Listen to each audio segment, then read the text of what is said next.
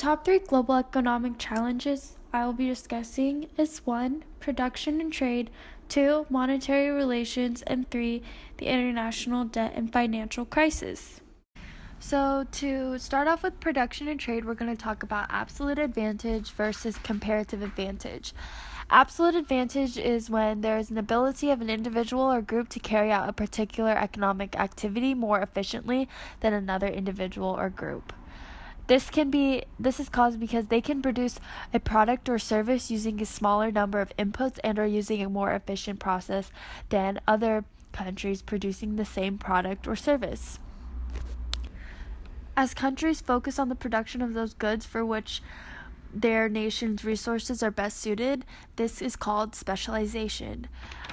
Specialization takes place and is part of comparative advantage, which is the ability of an individual or group to carry out a particular economic activity more efficiently than another activity. This, however, becomes a problem, especially with absolute advantage, when a nation has absolute advantage in various aspects of production and multiple goods and services. So it takes away and benefits them more than other countries that don't have the chance to compete at that level of that nation, whether it be due to lack of natural resources, lack of information and knowledge, or even lack of advanced technology. In regards to production and trade, there comes free trade.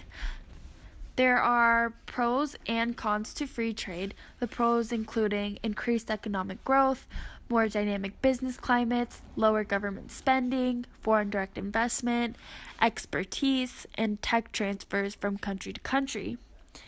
These are all really beneficial. However, the cons do sometimes outweigh the pros. These cons are increased job outsourcing, theft of intellectual property. It crowds out domestic business, degrades natural resources. It is part of the destruction of native cultures, and it reduces tax revenues, which is extremely hurtful to smaller countries that must find ways to replace the revenue brought in by import tariffs and fees. To combat this global economic challenge, I would advise that there be more committees that handle conflicts and resolutions between countries, especially in the international trade market, which come to resolutions within months rather than years to speed up improved trade and create more efficient markets and economies.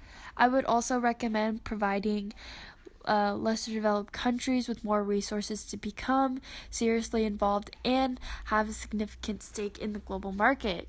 So we could do this by educating locals and promoting more domestic production rather than having large corporations exploiting them for their natural resources and further placing them lower on the pyramid of power.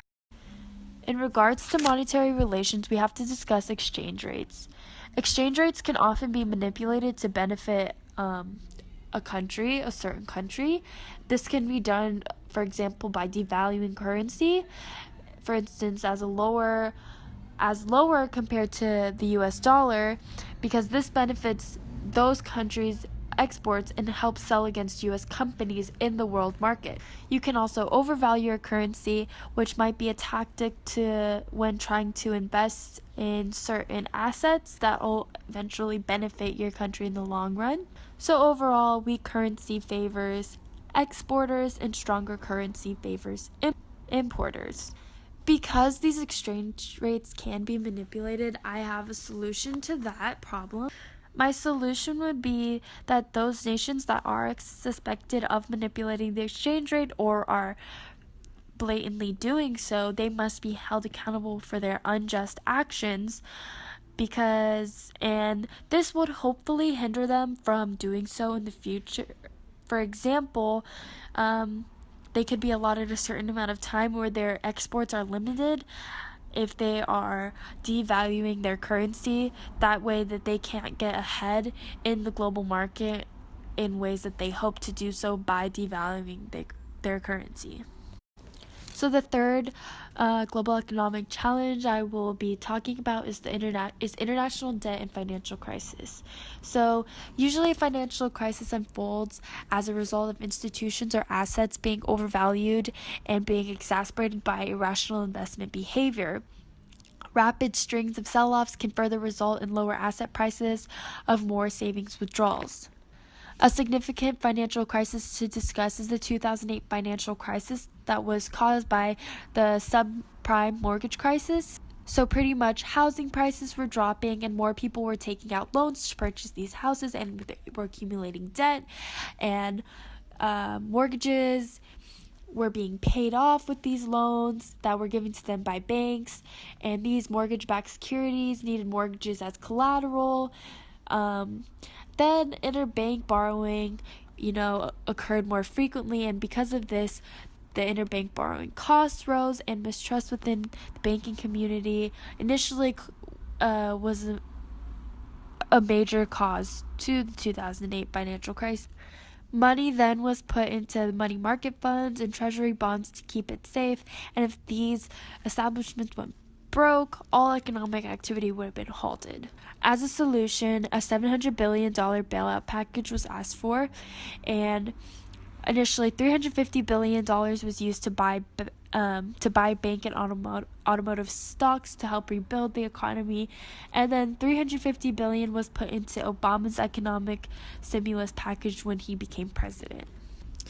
In these times of financial crisis, it is the role of the IMF to help countries when they are in need, and they provide structural adjustment programs, which are loans given by the IMF and the World Bank to countries experiencing economic crisis, and it forces them to focus on trade and production to boost their own economies. So my solution to combating international debt and financial crises is to establish sound macroeconomic policies and a strong financial system. A sound macroeconomic policy would be one that promotes growth by keeping inflation low, budget deficits small, and current accounts sustainable. This means that it would have the ability to withstand any shocks. I would also say that exchange rates should be allowed to float, so having floating exchange rates in order to respond or adjust quickly and efficiently in times of speculative attack.